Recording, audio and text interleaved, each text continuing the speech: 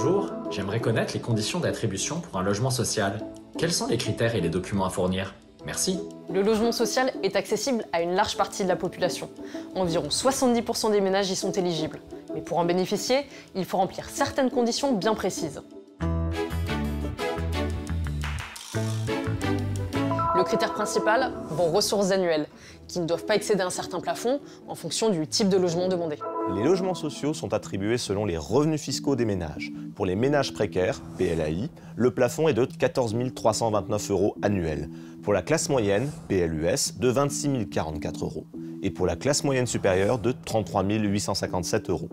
C'est le revenu fiscal de référence de l'avant-dernière année qui est pris en compte, avec un plafond variant selon le nombre d'occupants et la localisation.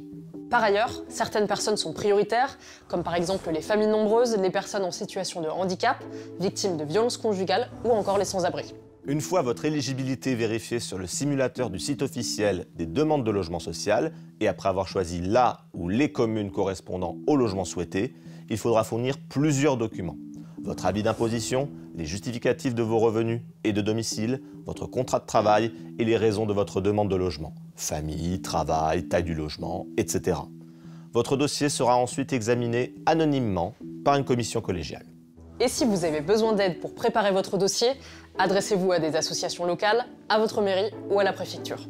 Une fois votre dossier prêt, les délais d'attente varient. Comptez entre 18 et 24 mois en moyenne et jusqu'à 10 à 12 ans à Paris. Notez que votre demande doit être renouvelée chaque année, sinon elle est annulée. Vous pouvez le faire en ligne ou à l'aide d'un formulaire à déposer directement en mairie ou à la préfecture. Retrouvez tous les détails sur le site de l'ANIL, l'Agence nationale pour l'information sur le logement. Voilà, vous savez tout ou presque tout, et à très bientôt pour un nouveau Consomag.